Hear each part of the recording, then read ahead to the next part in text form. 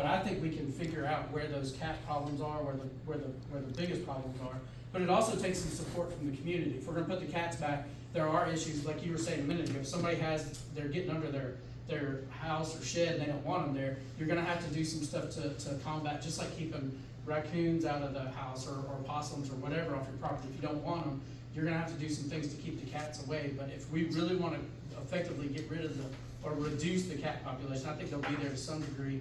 And if you got people moving in and out of the neighborhood, sometimes they just leave cats. And trailer parks are the hardest ones for me to target, because the trailer parks have such a bunch of people that come and go that every time you think you've got the population under control. We took Timberlake, it was one of the first ones I did, if you're familiar with that trailer park up there.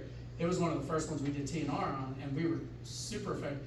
Talking about, I'm sorry, I bounce around a little bit. When we're talking about Timberlake, one of the things that I noticed when I first got to Escambia County was that their facility manager showed up every day with 10 to 20 cats in the back of his truck, and they took them in and just euthanized them immediately, and that was part of why those numbers were so high.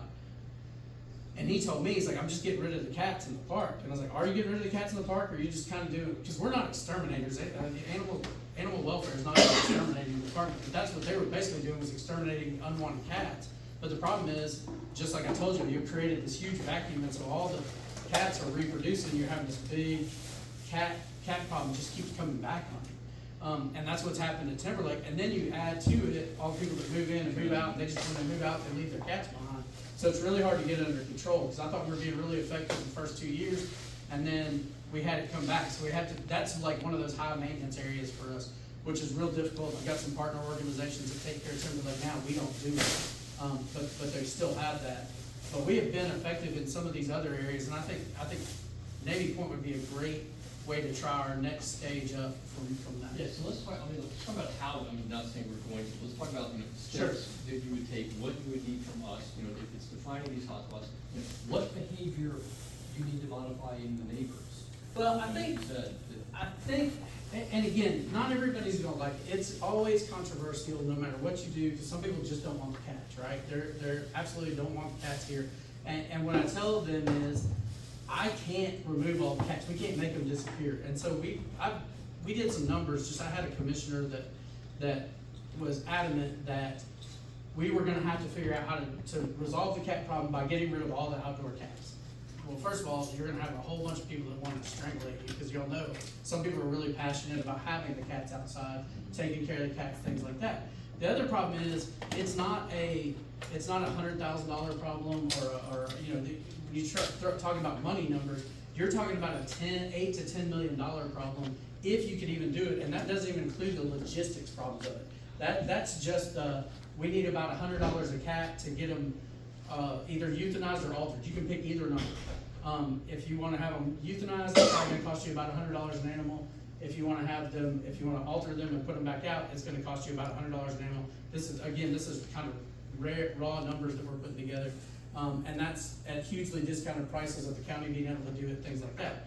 The problem with, just to talk about euthanasia side for a minute, because this is what this commissioner believed would be the solution, is just catch up all the cats and euthanize them. And what I explained to this commissioner is not on the commission anymore, by the way. What I explained to him in that process was, you have to understand that the logistics of, you also have to be able to catch 100,000 cats. You have to do it in a 3 to 6 month period.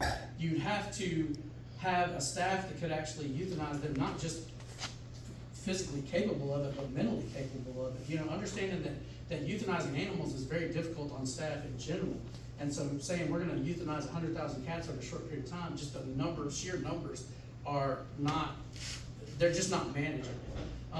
So that's why we had to break these things down into smaller bits and work on different areas. And so Escambia overall has a huge issue with cats, but we have to figure out what areas are best. So going back to what you were asking, you have to, not everybody in the neighborhood is gonna support it no matter what you do. If you start doing TNR, but what we're gonna encourage them to do is, listen, if this is the way we go, if we decided to run this pilot program down through here, see if we could work on a little bigger area, is they would have to just accept that animal control is here, they're gonna pick up cats, we're gonna alter them, we're gonna put them back in the area. If you don't want them in your yard, we're gonna give you a whole list of ways to prevent those cats, the deterrents and things like that from coming to your yard, to your area. things like that. Again, the other part of it being, a lot of the behaviors that people don't like about the cats, they're just not gonna do anymore. They're gonna be neutered, they're gonna be spayed, so the fights over breeding issues, the marking territory, all those things are kind of go away with the hormones, so to speak. So that would be the way that would be the big ask from that, and then just knowing kind of where those areas are. So what I would do is work with a couple of my officers to figure out, hey, where are most of our calls coming from? Maybe come to another one of these and say, hey, where are the real, like, how do we break Navy Point into even little smaller pieces that we can focus here for a little while, then focus here, where are the biggest problems, and how do we get those under control? The other thing, kitten season's coming up, so hopefully it's gonna be really difficult right now to catch. Some of the females are gonna already be pregnant, things like that, so they have to understand and accept that we usually, if we catch them, we're probably aborting those kittens, things like that, because there's just no way to know until you, a lot of times you don't even know until you start doing the surgery, and then you find out the cat's pregnant, and you just have to let it go. It's not a thing. But if we do find kittens, a lot of times if they're tame enough, we'll go ahead and put those on the adoption floor. The one thing that is an amazing, so I think I'm really smart and I know all kinds of stuff about the animal world, right? I think I always know I kind of always try to be a little bit ahead of everything. In the last 3 years, there's been this transition from dog adoptions to cat adoptions, and it was totally unexpected. If you go up to the shelter just about any given time, we are almost always empty on cats. If we have adoptable cats, we're putting them in there and we're adopting them out as fast as we can put them in. And so that's been a little bit different change for us too. So like kittens, if we know we can tame them down and put them up for adoption, we're gonna do that because that gets them off the street and we still get mama and spayer. We still have made our commitment to the neighborhood to reduce those reproductive habits of those cats, and that works that way too. So that would be kind of the way I would try to put together the program. And I do think, again, funding is kind of there. If y'all remember, years ago we put together some stuff with the Pensacola Humane Society to do some low-cost spay neuters, and we were also funding some TNR stuff. And that never really worked very well because they couldn't keep a vet on staff, and that's not anybody's fault. It's difficult to get a vet. I have the good fortune to have had my vet for 8 of the 11 years I've been here, and she's been phenomenal. So we are using that funding now to try to hire a part-time vet, a second part-time vet for programs just like these, so that we can do even more. She's really good at doing about 25 TNR surgeries a week, in addition to our all adoptable animals and any emergency cases we have come in. Again, some of these things get knocked off track. So the other thing from the neighborhood standpoint would be, once we figure out where those target areas is, finding some people that are willing to let us set the traps up in their yard, to let us come pick up the traps, and then to return the animals after they've been altered and put back out there. So that would be that would be basically the end of it, and then just keep us appraised of how well it's working, how many cats you're seeing. Remember when I was talking about Collierville, you couldn't drive through Collierville without seeing all the cats with the tipped ears and all that stuff. Yes, sir. Are you familiar with the physical layout of Navy Point with the alleys? A little bit. I actually looked at purchasing, when I was looking at buying a house, I spent a little time touring houses down in the Navy Point area. So I'm a little bit familiar with it, but not probably as in-depth as I probably need to be to understand the area. Because most of the alleys are at least 15 feet wide, enough for a garbage truck or a Gulf Power, Florida Power and Light truck to be able to make it down. So I would think you could put a trap in the alley. Okay. So you wouldn't necessarily, because we do have the little colonies. Right. They're not bad in our area, but they're really bad by Triangle Park, or they're really, But where at? by their. For Triangle Park. By Triangle Park. Well, and that's what I'd want to do, is I would want to send, I would send basically scouts down to take a look, talk to people, do a little bit of interviewing, and figure out, hey, where are the hot spots? Because again, it doesn't help me at all if I put traps in an area, if they're not bad in your area, and I put traps out there and I get 1 or 2 cats, but she's got 100 in her coming through her yard. Okay. I want to get to those 100 first. And my street is Grebe Road, which is behind Triangle Park. Triangle, which is why I have a problem too on my block. because they come over from. Yeah, and I think, and again, these cats roam, and let me tell you, a couple of things about the cats is somebody's feeding them, right? I don't know who's feeding them, and that's part of the ordinance, is to not feed them after hours and things like that. We wanna make sure that even, when we're doing this TNR, those cats are exempt from most of our ordinance part. They're exempt from having to have a license, and they're exempt from roaming, things like that. But there are still some of those nuisance behaviors, nobody can get fined for it, but they could get picked up if they continue those nuisance behaviors. And we do this every once in a while. I've released cats in the neighborhood, and you get some old ornery cat that just, for whatever reason, he's gonna go tear up Mr. Smith's car, and he's gonna do it over and over. He's gonna tear his convertible top up over and over.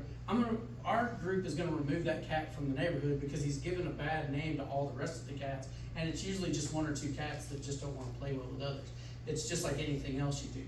So, but we know that they move from, like, they may go from your house if you're feeding, and I'm not saying you're No, I feeding, know. but if somebody in so your next door neighbor's feeding, and they may go from your house, and then they're gonna go all the way across the neighborhood to somewhere over here to get, so they have first breakfast, and then they have second breakfast, and then they go get lunch, and then they have a snack, and then they go get first dinner and second dinner, and then probably the midnight snack too. That's about all they do, is cruise around to go get meals, and then they go sleep the rest of the time. So, I mean, it would never happen, but what if what if the neighborhood stopped feeding them? Not gonna happen. Well, And I think, this is more behavioral, I mean, Sure, do they say, got here somewhere else, or? most of the time, I mean, well, I'll say two things about that. Maybe they'll go somewhere else. First of all, I'm gonna say that probably you're not gonna get them all to stop feeding. Because I know that. I've been to all these neighborhoods, I've done this for decades, and I promise you that there's always gonna be the person and that just feels bad for them and feels sorry for them, and they put some food out. You're just not gonna stop them. As much as, 100% agree. if you completely stop them, probably the impact would be a little different than what you would hope, in that even though they're not eating food there, that's where you really start getting your damage to wildlife and things like that.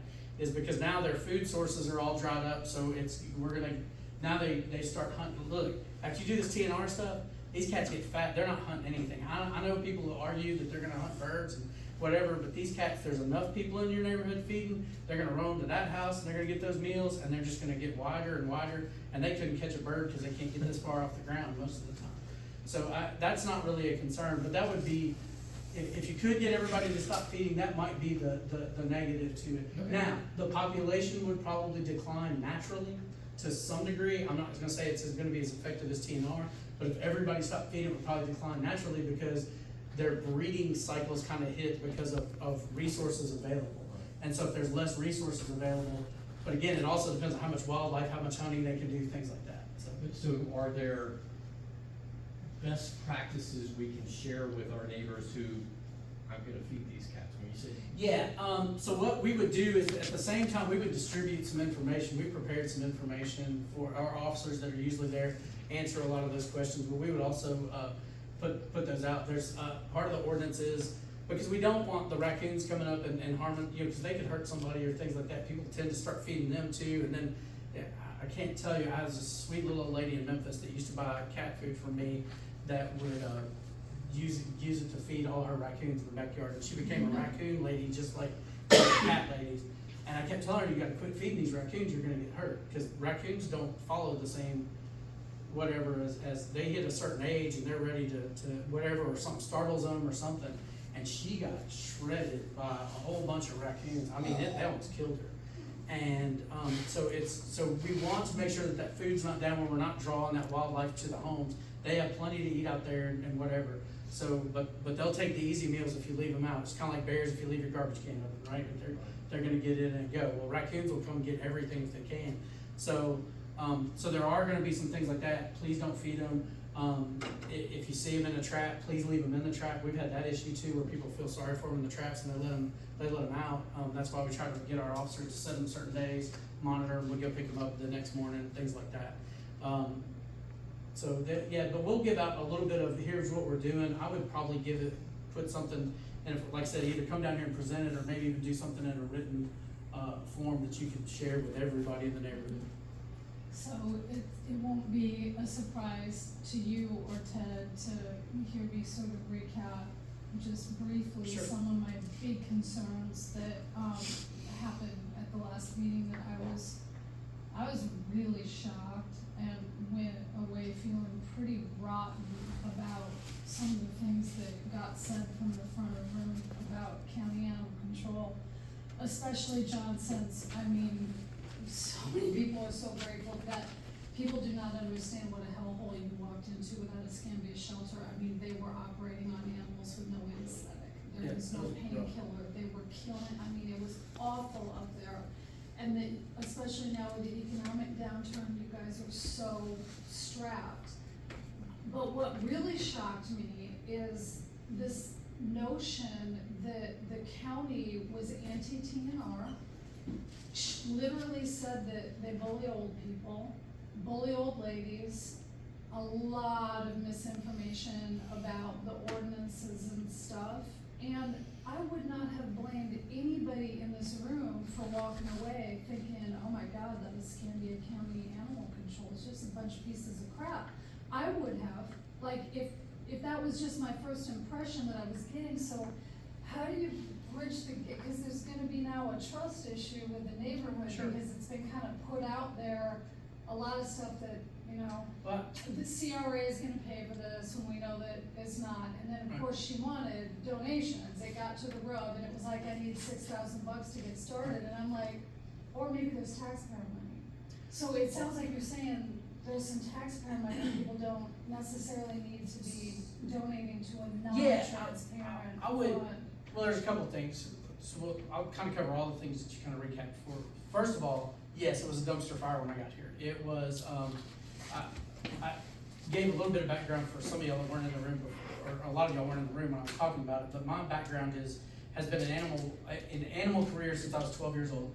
I've done all kinds of stuff, but I've been in the animal welfare, since 2007 full-time, but I also played a little bit in it prior to that, but the animal welfare side being, I was with the ASPCA and, Humane Society of the United States as a paid responder for disaster response, large animal cruelty, large scale cruelty, things like that. One of the things that I did was, I used to do raids on shelters, that were not properly caring for their animals, things like that. And if I had come here in that capacity, the people that were working in the animal shelter here would have probably had to face jail time and charges and things like that. It was a real mess, and I'm not saying that to toot my own horn that we fixed it, but I was already aware of kind of the dumpster. I was aware from outside. My wife, when we were driving back from my second interview for this position, was Googling on the way back, and she looked at me and she said, "You're gonna take that job, aren't you?" And I was like, "Why do you say that?" And she goes, "Because it's a dumpster fire, and you love a dumpster fire." And I was like, "Yeah, I mean, I'm intrigued by it because I knew they needed my help. Like, it's one of those things that's kind of what I did. My other role with the ASPCA was to advise shelters and help them fix these kind of problems that they were having before they got into that bad a situation. So that was part of it, but we've done a lot to turn it around. But on the other side of that, I've had to live with, I've been here 11 years, we talked about earlier, but I still have to live with that reputation all the time. It's a reputation that shelter and the animal control earned for decades before I got here. And I can stand here and tell y'all all day, you can trust me and I don't do things like that, or I'm not like that, but it's hard. And even during my transitional phase, some of the staff I had still acted like the old staff. It took a little longer for them to buy into all the things we were doing. Some of them are hard-headed. Some of them don't like the little old ladies feeding the cats. Some of them don't like the TNR program in general. And so they didn't. I've transitioned almost all that staff. I have very few staff members that were on my team when I took over. And a lot of them I've trained in the way we do things. So that's part of it. The other thing is, those ordinances we still have to enforce ordinance. And some of those are where we get crossways with people who are feeding cats. I'm just gonna be real honest. When we get crossways with people who are feeding cats, if I go to your neighborhood and you tell me, "Hey, I have 100 cats, my crazy neighbor keeps feeding the cats." Well, if I go over there and your crazy neighbor has no interest in TNR, she's never TNR'd any of those cats, then those cats aren't, first of all, she's creating a problem, right? And those cats aren't exempt from, those are her cats. She's feeding them by county ordinance. she is harboring them, and if you harbor an animal, you become the owner of the animal. So for us, we'll write them, usually we'll give them a warning, we'll give them a couple warnings, and explain to them about TNR, or don't feed the cats, or bring them inside, you know, all those things, and then we will write tickets to them, because we're really trying to get them to comply from the standpoint of either take care of these cats as if they were your own cats, or start doing TNR so that your neighbors don't have to put up with all these bad behaviors. But I think that leads to some of these groups saying they bully people. Well, it's not because it's because they're not doing actual TNR. They're literally just feeding outdoor cats, and they become this outdoor hoarding situation that becomes a problem for the entire neighborhood. I went down to a trailer park I'm not trying to pick on anybody that was here, spoke, or whatever, but I went down to a trailer park where these groups similar to that, were dumping cats on this lady who had no ability to say no to anybody. And when I walked into her house, she had sick cats all throughout the trailer. We were doing all kinds of stuff. None of them were altered, but they were pulling cats from neighborhoods and taking to her where people didn't want them anymore. And I was like, how many cats do you have? And she goes, I don't know, let's count them. And she walked out onto her back porch and went, kitty, kitty, and the entire woods turned into these cats running towards me. It had to be 300 to 500 cats, just of her own. And it's an Admiral trailer park or whatever. The Admiral has nothing, but y'all know what I'm saying. Like, it's a huge problem. And so these groups that want to point the finger at us and say, hey, you're not doing anything about it, a lot of times we're the only ones doing something about it, and they're creating some more of the problem by putting those cats onto these people and not getting them altered because they don't have the funds or whatever those things are. I'm not gonna take a bunch of cats and not alter them. You know, our first goal, the first thing I did at the shelter, so we were talking about the shelter being a disaster. Well, the first thing I discovered was that they were adopting out animals that were still intact and telling the people to bring them back for scheduled appointments. You know what people don't do? Bring cats and dogs back for scheduled appointments later when the vet has time. And so the first thing I told them was, and the reason they weren't doing it is because they were trying to do this low-cost spay-neuter stuff with that vet, but they weren't taking care of their own animals, so they're trying to do low-cost spay-neuter, and in the interim, they're adopting out animals that are creating the same problem. So we instilled immediately that we were going to, nothing left that building until its parts were out and it was ready for spay-neuter, or it had been spay-neutered and it was ready for adoption. So nothing left that building prior to that. And literally when I look back, a couple of years later, we had the way they did it is they put all these things on a yellow spike on the counter. They put these yellow slips on the spike for animals that were supposed to come back for being altered. And we figured out it was somewhere between 45 and 50% of the animals that were adopted out were never altered, which is illegal by state statute. There was just a lot of things. So it's the same for TNR. I'm not gonna pick up cats and they're not gonna either get altered, or again, if they're sick. That's the other thing I want y'all to understand about TNR cats too. They're vaccinated once. They're really hard to catch again. When you trap them the first time, you better get as much stuff on board as you can, because they're really hard to trap again. They get pretty smart and they won't go in unless you feed them really well, and then they think that's another way to get food. And then we had some cats that hang around the shelter that we kept going in the same trap over and over again while you're trying to trap something else because the food was there and they knew we were going to let them out. They trained a whole different way. But typically they won't go back in there. So we make sure that not only our doctor does a welfare check on the animals when they're there. We make sure they're spayed or neutered depending on gender, and then we're putting a rabies vaccination on board as well as the other vaccinations, so to make sure that they have all that on board. The rabies should last the majority of the lifetime of that cat. The lifespan of an outdoor feral cat is 3 to 5 years. So typically you have to get your dog done and your cats done as your pets once a year. There's a couple reasons for that. But these outdoor cats, the titers the studies show that they've lasted a lot longer than that. So we are reducing the risk. You know, a lot of people get concerned about rabies risk and things like that, but you're actually reducing the risk because otherwise you're gonna have a bunch of cats out there that have never had a vaccination ever, and they're gonna keep having kittens and they're never gonna get vaccinated either. So from that perspective, you're actually helping the health of the population. If we get stuff through that's just really sick, not doing well, things like that, because she's doing that health check, we're gonna go ahead and let them go. We're not gonna put them back out if they're not healthy enough to go back out in the population. What other questions y'all got? Yeah, I mean, I think if we do this, it's got to be, I mean, it's, you, but I think we have to, it has to be neighbors doing this, and we have to, we have to, I hate to say the phrase, sell it. but it's, explaining them why that this is, the basis of this is animal welfare. And it's for the, for, it'll make a better life for these cats, or you can't consider, dying, starving, and we have to go at it, really from a point of compassion, I think. I don't know if there are case studies out there or how you, convince someone who doesn't wanna hear anything, but.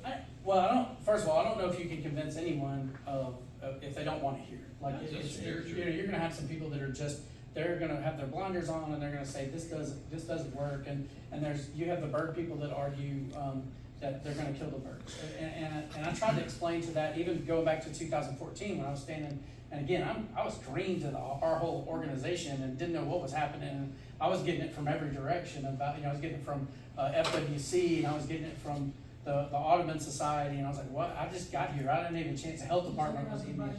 Yeah, at the budget meeting and all those things, and I remember even the commissioner, when he voted for the ordinance, he said, John, I'm gonna vote yeah on it, but I don't think it's gonna work. And I was like, okay, that's a weird way to vote, but if that's what you wanna do. But again, I was trying to just figure out their whole process.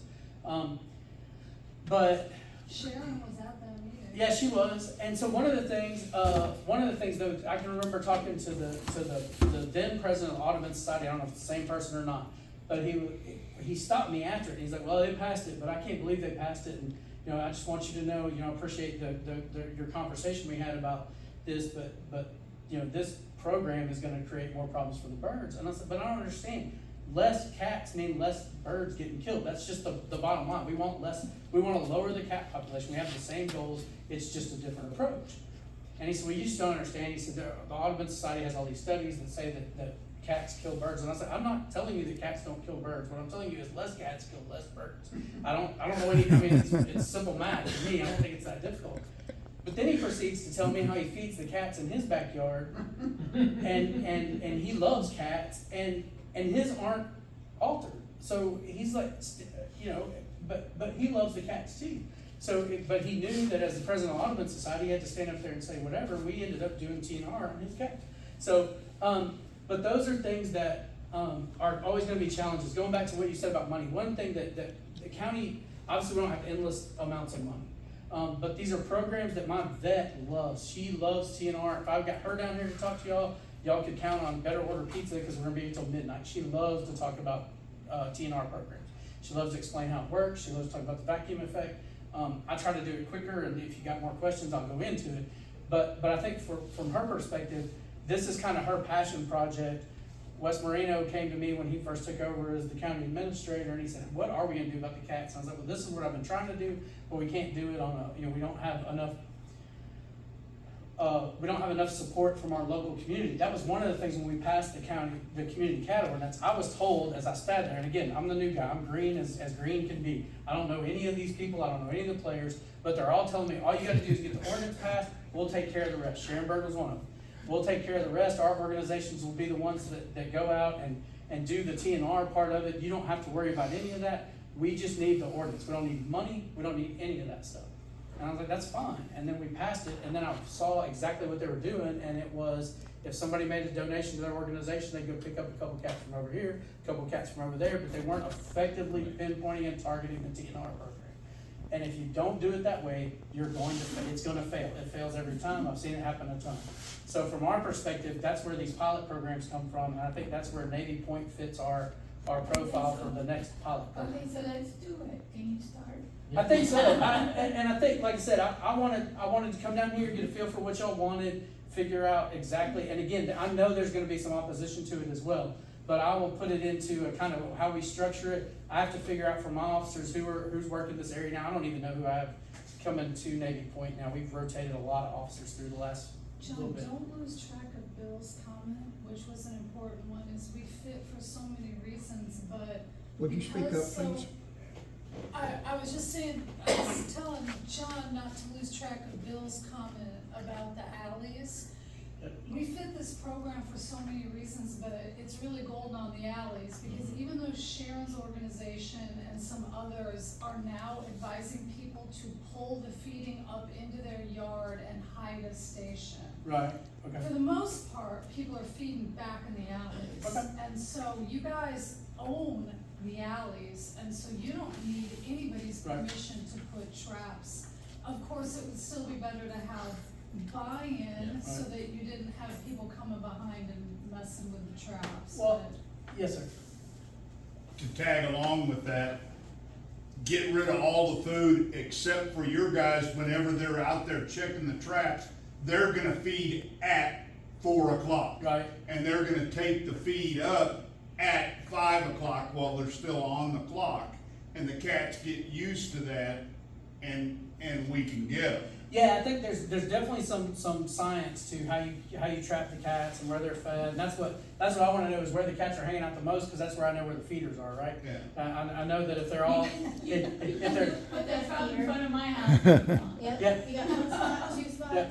So and that's exactly what I want. Again, I want to focus on those areas. How do we get those cats? How do we get them altered? And how do we start dropping that population? And I think your alley idea is fantastic, because it makes it easier for us too. We're not having to go through somebody's fence. We're not having to go through any of those things. We just drive down the alley and they're there.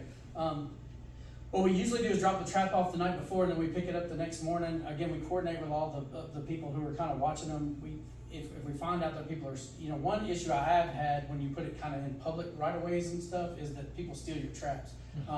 I never have it here.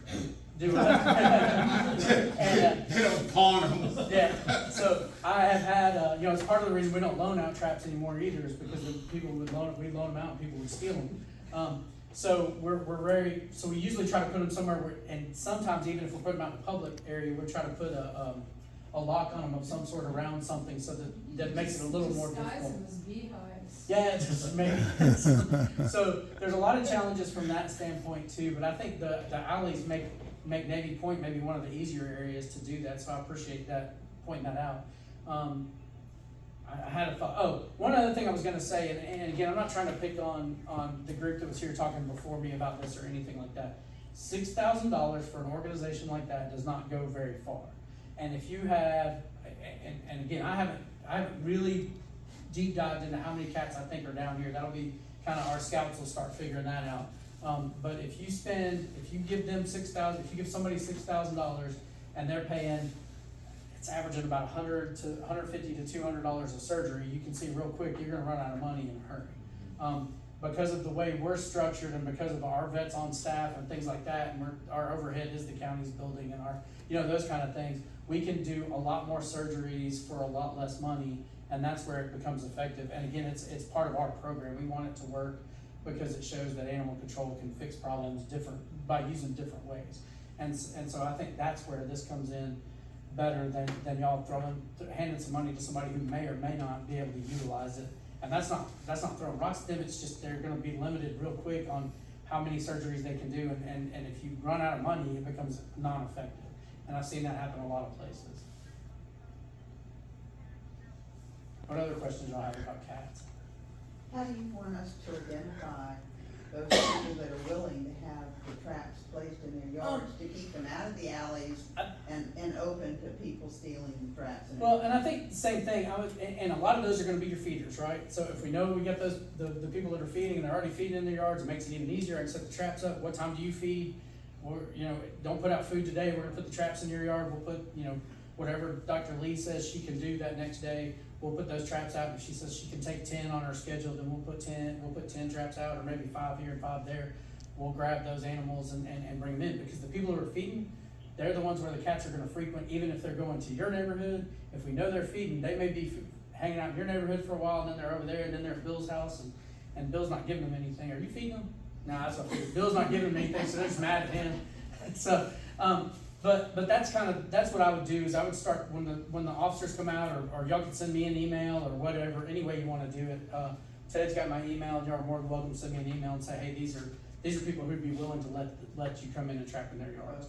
But with the alleys, 98% of them have fences. Yeah, And then we all have power poles and whatever. Sure. So with a cable, with a little forethought, absolutely. you can have where the trap is not gonna get stolen. yeah. And again, I don't worry about that, I mean, I worry about it enough, because again, when you go to these budget meetings and they go, hey, you had $1,000 worth of traps stolen last year, then I don't wanna get that conversation going.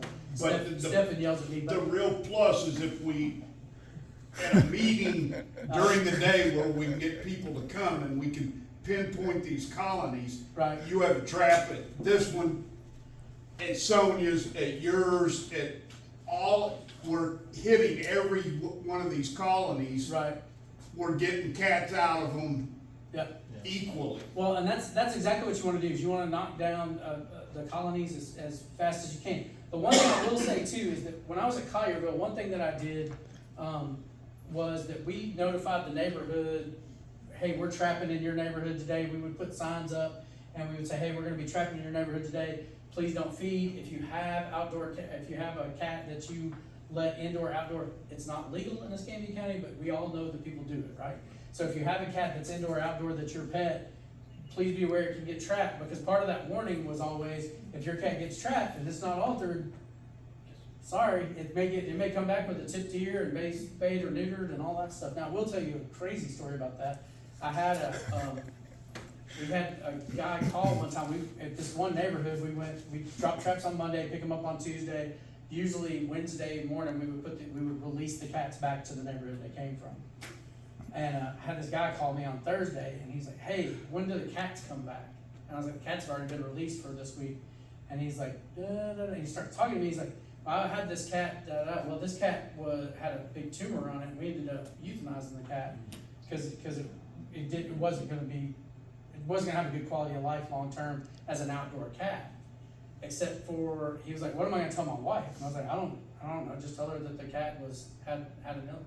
And he goes, we've had that cat it was his pet, and he shoved it into the trap to get a free spay or neuter. And we ended up euthanizing the cat, and I was like, well, you're gonna have to explain to your wife, because that's why we put up the signs that said, don't do that. So, yeah, so that is one weird side effect that you can have from these things. But again, if that cat's not altered, now the staff will, the officers that come pick up the traps, they'll check. Does it have a tipped ear? Does it have any obvious signs of ownership?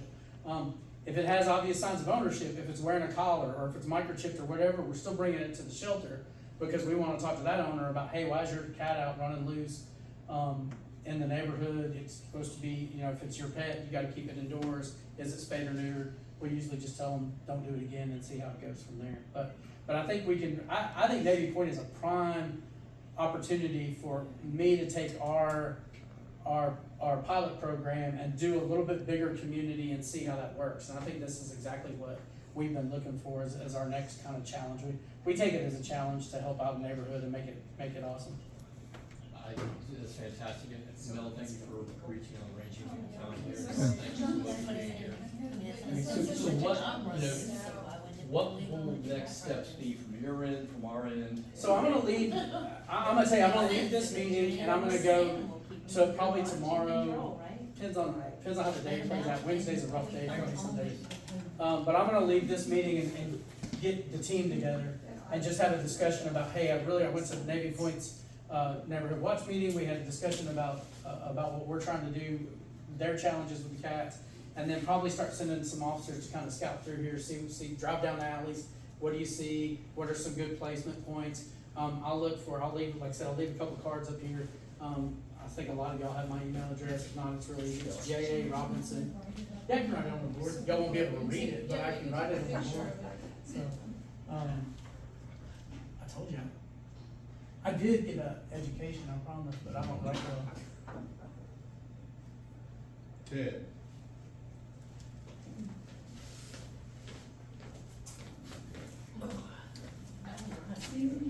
I just want to thank you for your dedication for the work that you do. It's so important. And I just feel I'm relieved to know that you're in that position and that you're doing the work. Well, I appreciate that. It is a passion project for me. I can tell, and I'm so appreciative. I love what I do. I could do many other things. I tell people all the time, I get job offers to go other places, but I came to Escambia to fix a problem, and we're about halfway there, maybe. This is my intent to be my retirement job. I don't plan on going anywhere else. But I love it. Working with animals has been something like, I go teach kids and a lot, and one of the things that I talk about is when I was a kid, and in the 5th grade, they asked me, what do you want to do when you grow up? And I was like, I want to work with animals. And they said, oh, you want to be a vet? There wasn't any other job opportunities they offered. It was if you wanted to work with animals when you were in the 5th grade, you were going to be a veterinarian. There was no other discussion. And so I did. I worked all my way through school. At 12, I was working for a vet clinic, a large animal vet clinic in Millington, Tennessee, large and small animal. I did all that stuff, and I really thought I was supposed to be a vet. But what I didn't realize was how much I didn't like it. Like, I didn't like all the school that you had to go through to be a vet. I didn't like the work. It was just different. And I was working for a large animal kind of rural vet. And so a lot of times when people brought an animal to us and it was sick, it wasn't to fix it. It was, hey, my dog's not eating for 2 weeks, and so you were just going to euthanize it at the end. I don't want to do that. That didn't sound like fun to me. Now, if I'd known what I know now, maybe I could become a specialist in cancer or eyeball vet makes a fortune. I don't know why but the ophthalmologist for veterinarians make a fortune. I didn't think about all that stuff. I remember sitting in the dean's office at Auburn where I got accepted, and him saying, hey, just so you know, 7 out of 10 of the kids that go through vet school flunk out, but don't worry, because 6 of those kids become doctors. And I really didn't want to do that. Like, working with being a people doctor was not my thing. So I decided to get into the animal world, and I started working at a pet store. I worked at a bird store that had a billion birds at it. It's a wonder I could hear anything. But I did that for years, and then I started getting into the pet supply side, and then I got an animal welfare side. But it's always been my passion to help animals. And so what we do, I love it when people recognize it. It's not me, it's the team that we built. I've worked so hard to develop a team, and that team is so much smarter than me, and they're so much better. As I have Dr. Lee and all the staff that you put together, they want this to, what I inherited was not a team that cared about animals. They cared about coming to work and making some money, and they may have started out caring about animals, but they had lost all that somewhere in the process. So changing now to people that are passionate and love animals, that's what I do. That's the kind of team I put together, and that's what we see now. And I could stand up here you want to ask me about animal stuff, I'll talk for hours, because I love it. Sure. There is a fox that's in Navy Point that does not look healthy at all. Is that something to be concerned about, or leave it alone? Probably leave it alone. Okay. I'll tell you, so we don't have anything to do with it unless it's really sick, or because you can't really catch them. A lot of foxes and a lot of coyotes get mange or scabies, yes. and there's not a lot you can do about it. They're going to run away from you. Okay. You're not going to catch them and treat them. They're not going to let you do it. If FWC gets a hold of it, they first of all, they're not going to try. I'm not trying to be mean to FWC, but they've got other things. If y'all remember the bear running through Navy Point and all us running around trying to figure that out. Heard about The it. the one that running around like sunset and all that stuff. to That was my favorite day. I'm hanging on the side of the sheriff's department Tahoes, running around like I'm going to do something if the bear's out really there. been around. So we're all running around trying to keep this bear from eating the kids that are getting to get out of school, except nobody remembered that they got out of school at noon, so we're really just running around the neighborhood for no reason. But FWC, the entire time we're calling them, is like, leave it alone. And I was like, I hear you, but the bear, because in my mind, first of all, I had all the sheriff's deputies that were all ready. There were several of them that were ready to take the bear out. Because again, we're all thinking the kids are going to get out of school and they're going to run into a black bear and get eaten, and we're all going to have to explain that. Oh, we had the one at Pace and Fairfield too. Next to in the McDonald's. tree at the McDonald's, yep. So FWC usually doesn't come to that. They tell you to leave them alone. They're like a big squirrel. They're also coming. Except for Trophy Day. Yeah, except for Trophy Day. Trophy Day. But they're also they're usually not coming out for wildlife unless it's something else. We do pick up injured, like if it's something that's an urgent emergency, they'll come out for that. But most of the time they're gonna tell you leave it alone, it'll get better or it won't. And it's kind of whatever. For us, we do pick up injured wildlife. We do a lot of that. We take it over to the wildlife rehab center most of the time, unless it's just so dire that we have to let it go. Sometimes we'll euthanize those things, and then that's usually that call at midnight that whatever's been hit by a car, and I crawl out of bed and go assess it and figure out how we're going to go from there. So, but most of the time the wildlife will take care of itself. Yes, sir. So I want to thank you so much for being you, not being a vet. From the budget meeting with the famous Cats v. Birds budget discussion, and then so glad when you finally got the the money to be able to buy the cameras for your facility. Phenomenal. But when I take in donations, like, who are all the people that are always in the lobby? Because it's like there's this crew that are in the lobby that are always super chipper, just amazingly wonderful folks. Like, where did you pick them up? Have they always been there? Because I don't think you got handed down that crew. In the last, probably, like I said, in the last several years, my focus has been on putting together team members that are customer first. So one of the things that, just to give you a quick, Bill, I'll get your question in a minute. One of the things that when I put together a team, I can remember, and I'll go back to Sandra Slay and Mark Chapman, who were over animal control. When I first got here, I didn't have animal control. I just had the shelter. But they asked me to come interview animal control officers, and they're like, what do you look for? And I was like, well, I tell you what I don't look for, is I don't look for people that walk in and go, I love animals. Because they don't understand, they don't like people most of the time. They'll tell you, I like animals, I don't like people. And I don't need, most of the stuff we deal with is with people oriented, right? I need people who can go to your house and say, hey, how can I help you? So that's what I focus on. But I do remember that first interview, I told them all this, and I did the whole clapping thing and all that stuff. And so the first woman that we interviewed for the animal control position said, hey, tell us a little bit about yourself. And she immediately went, I love animals. And they busted out laughing. But it was literally, yeah, the poor woman, you know. And again, people like to say that to us because they think that's the most important part, but it's not. I'm really looking for people that have a skill set to work with people. Jack Brown years ago asked me, he's like, John, I don't understand why your turnover is so high. And I said, my turnover is so high because I hire people better than the position that I can give them. And so eventually they get poached. They go somewhere else, they go to better jobs, and they can work in any kind of career. It doesn't have to be animal career. They can work in I don't know, you pick it. I had somebody that just took a job making more than me for in the jail system in a federal prison. So they learn all these skills, and that's what we want to teach them, and I want them to be good to people, and if they're not, that's a problem. And we weed those out if they're not good with people. It really shows. I think we're Because trying when to I walk ask- in, We're trying to ask the sheriff some questions. so- Sure, absolutely. Yeah, I mean, and John, again, thank you so much. We've got a I'm few happy to minutes. do it. I'm gonna sit here and be quiet. Yeah. So, I pulled together just, Navy Point happenings, not a good time, just looking at stuff that Maria puts on, just all the different happenings, criminal activities going on, bikes getting taken. We've got two very bad houses right now that people are very frustrated about because they're calling, and nothing's changing. And just to be very honest, there's a high, I think I'd say there's a lot of frustration right now with problems that are cropping up and they're not getting addressed. We have a woman who comes home, she lives on Kalash. There's a very suspect house, and when she comes home at night, she's afraid because there are people wandering around. There are crack pipes behind this house. They're harassing her, and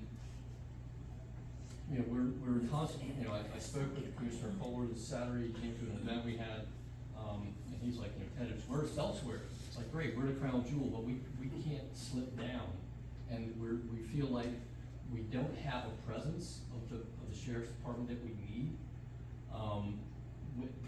They're touring, they're doing the perimeter, but they're not going to the interior where more of the problems are. Okay, And we don't.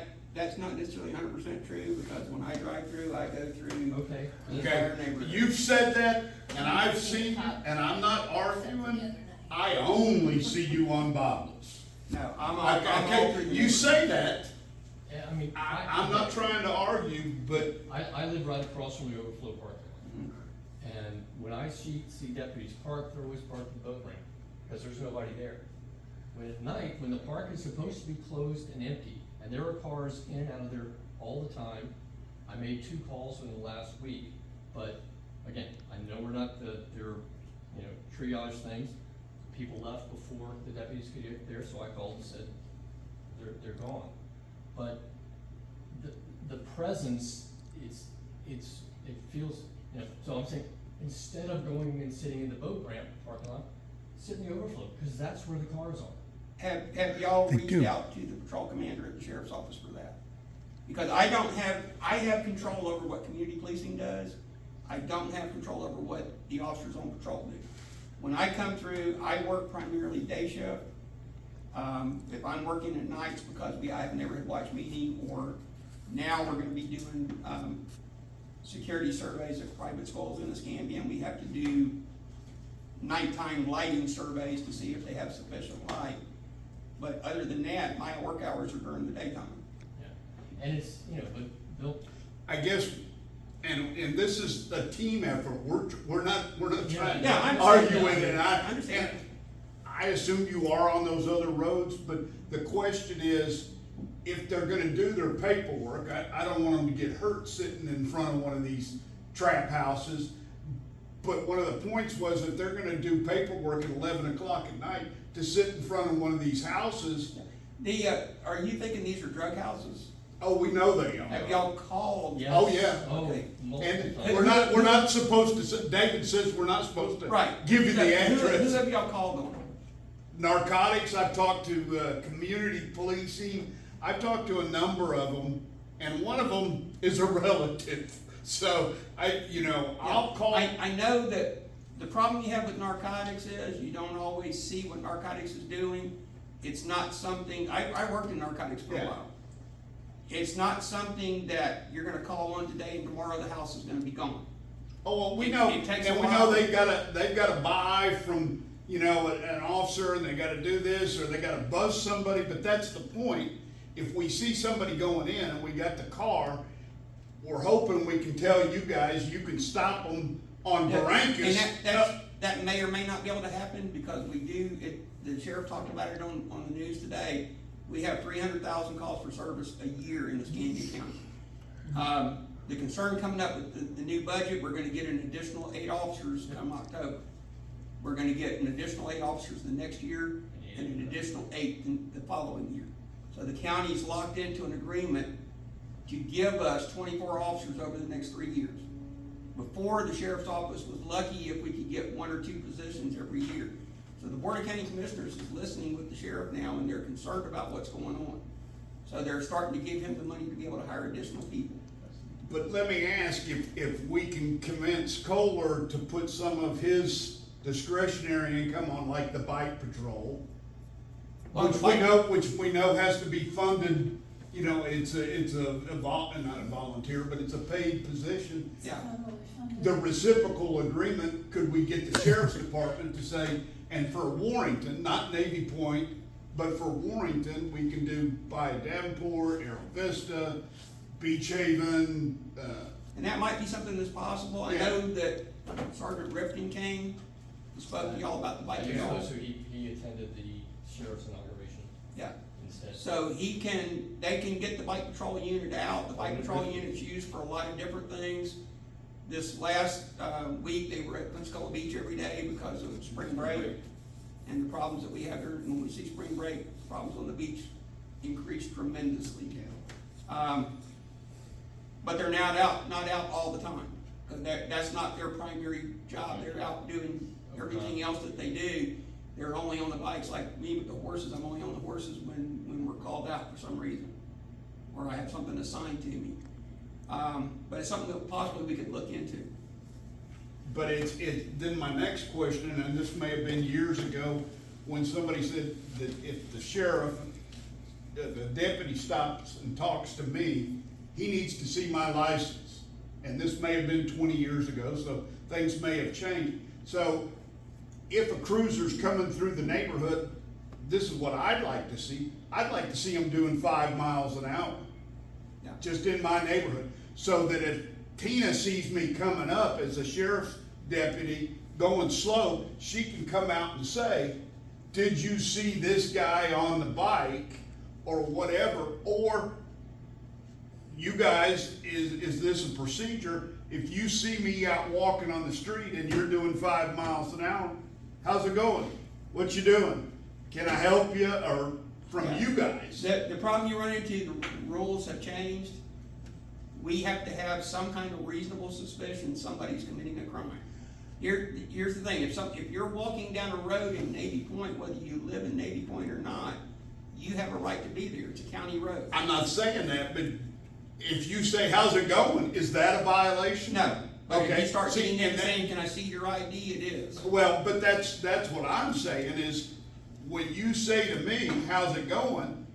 And this is me, if I don't have anything to hide, it's pretty good, I've done blah, blah, blah, whatever, I'm telling you all these things.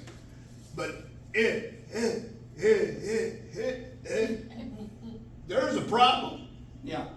And at that point, I would assume you have probable cause to maybe escalate the contact. Not get them out and frisk them, but ask them a couple more questions. And we do it on a routine basis, we do it, when we see reasons to do it. And that's But all. someone walking through a neighborhood is not a legitimate reason to do that. No, but it is, Supreme Court's ruled on no, you're not hearing me. Yes, I am. I'm saying, the deputy says, how's it going? And if the person can answer the question, it's probably going pretty good. But if he can't answer the question, we're saying as a neighborhood, that's a problem. He has the right to be there, but he also doesn't have the right to be riding a bike and pulling a bike. What law is he violating? Well, then I'm asking, It's not violating. ask a any law. question. Why do you have two bikes? We can ask them that, they don't have to answer. Okay, then, I think Because that's not a crime to have two bikes. We have to deal with what's on the books. We don't write the laws, the sheriff doesn't write the laws. The people we elect write the laws. and this is just me, what I'm hearing is we can't do anything. That's not what I'm saying. Well, that's what I'm hearing. I'm telling you, we can enforce the laws that are written on the books, but I can't make a law to give you No, anybody else I'm everything just- they want. And I mean, my point was, again, it's just more, it's call it starting to establish a relationship. Yeah. The windows down and waving, how you can, it's just, how you doing? And, they keep going. Yeah, and I've done that in the neighborhood. You may not have seen me, but I've done that. And David is always, he drills home to us, see something, say something, pick up the number and call, and we do.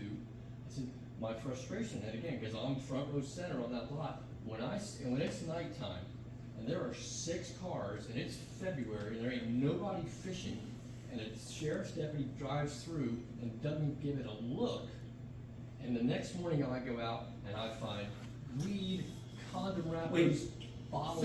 What y'all need to do when you see the cars in where they don't belong is call So the sheriff's deputy that drives, can I respond to what you just said, before we get ahead of it?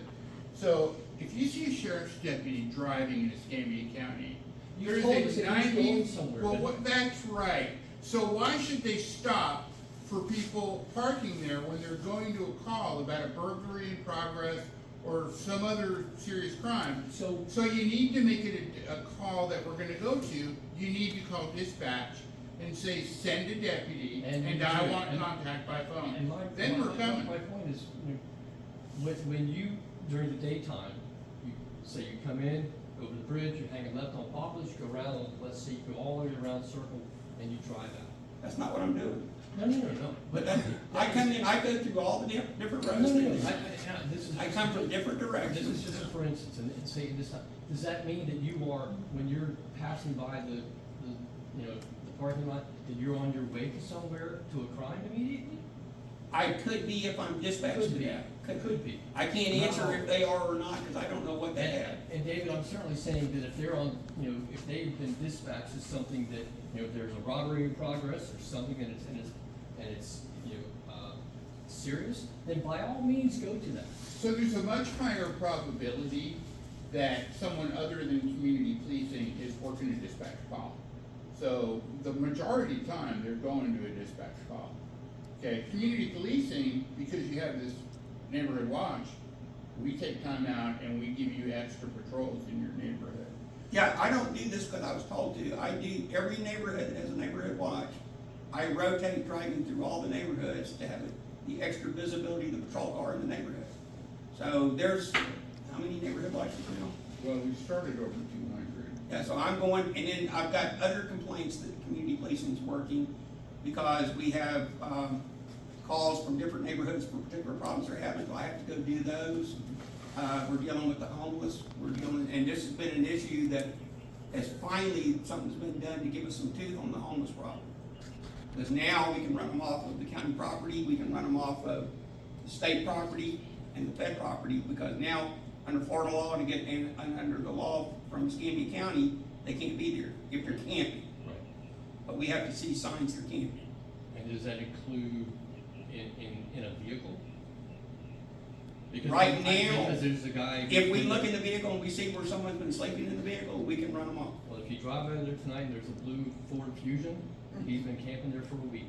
Unfortunately, it won't be me that drives back. No, When I get done here, I go home. But yeah. the problem is, y'all need to call when you see this and tell them you want contact by phone. So the officer has to call you and tell you what he found and what he did. Then you got a mandatory call. If you want us to come, call. If they don't call you back, now you have a complaint you can make to get that information. Yeah, I guess my point was, is if you're on the scene and you're driving somewhere where it is a known violation, they can just be going. And they don't really have a choice on that. Because we go to 300,000 calls for service every year. That ranges from minor stuff to major stuff. And very often, a shift is 5, 6, 7 calls behind. So not only are they going somewhere, but there's other people that are waiting for them to go there after they're done with where they're going. That's why the sheriff has asked for additional officers. Before, we had problems with the Board of County Commissioners under previous sheriffs that did not want to give the sheriff the extra officers. They basically told him you deal with it your own way. And Some would say the BCC had problems with the previous sheriff, but oh, yeah, absolutely. thank God we don't have them. Yeah, we don't have that problem anymore. So The one thing about Sheriff Simmons is he's well liked by everybody, Right. and including the other elected officials, so it helps. They just finalized the sheriff's budget for the upcoming year, and it was on the news today. We're getting the 8 additional officers that'll be hired starting right before October, so they can come into the sheriff's office October 1st. I think all we're trying to say is more approachable from both sides. Yeah. And I'm not saying get out and frisk somebody, but I'm just saying talking to people can tell you a lot.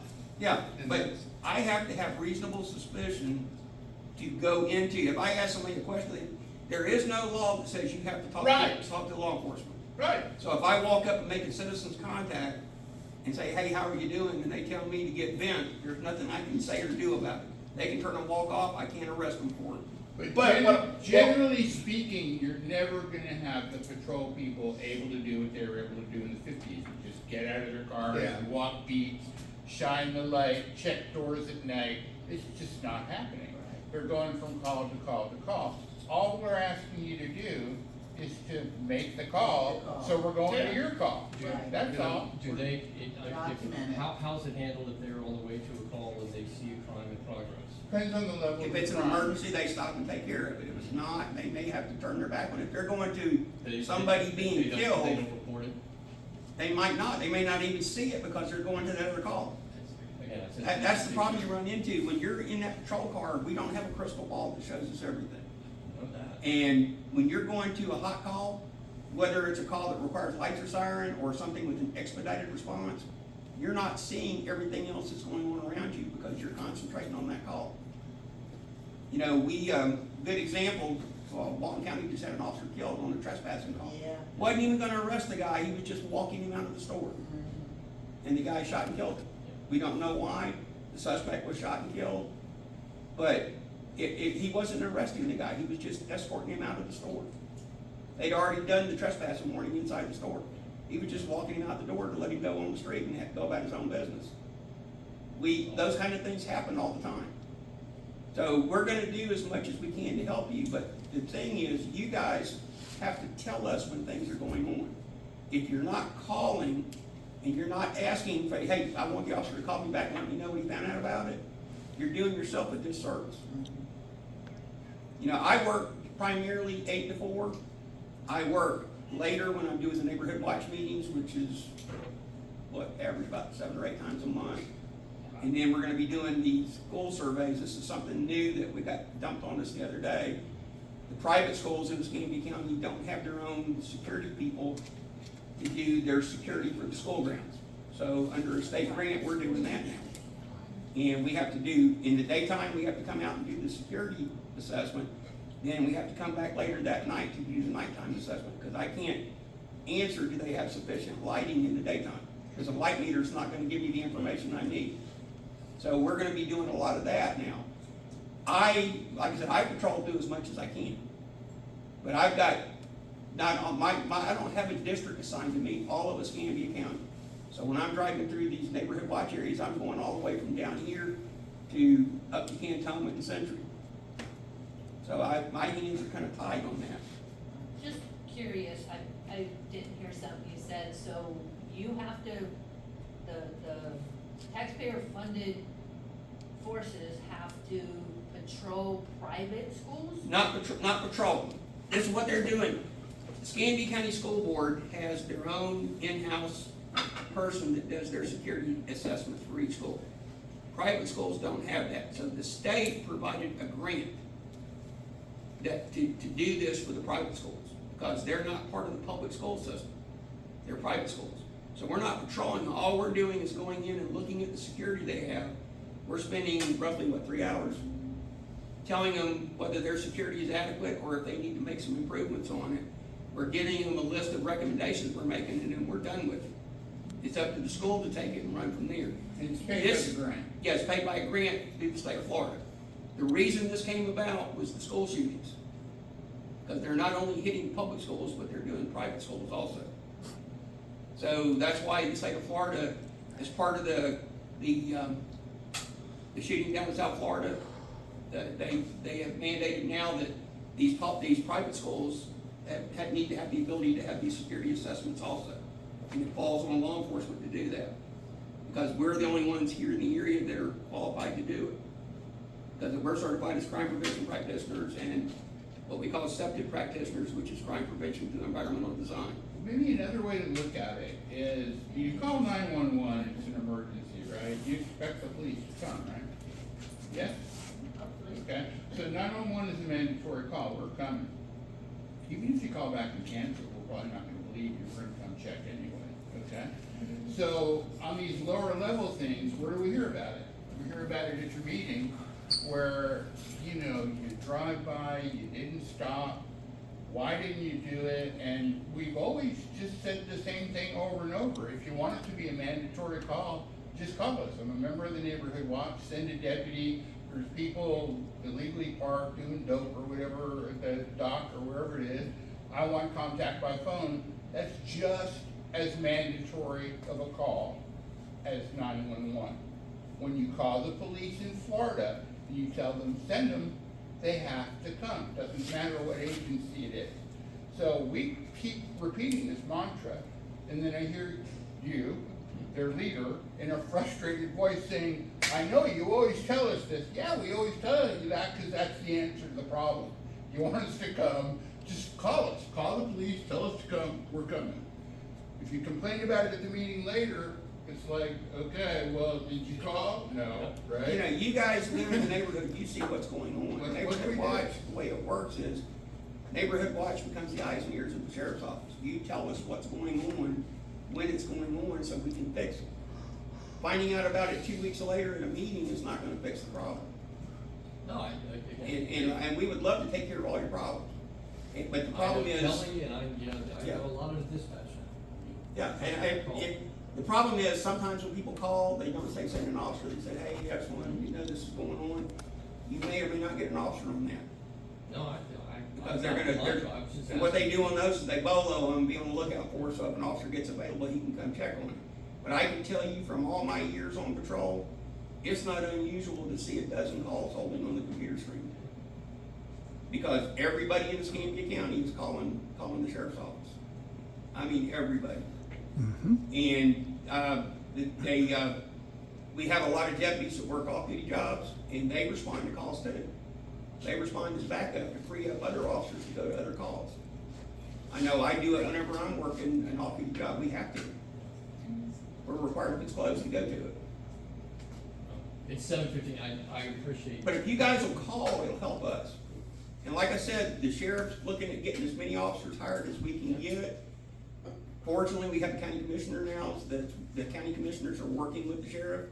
They're not fighting them on it, there's no animosity between the, you know, the county commissioners and the sheriff. So they're able to sit down and get things done.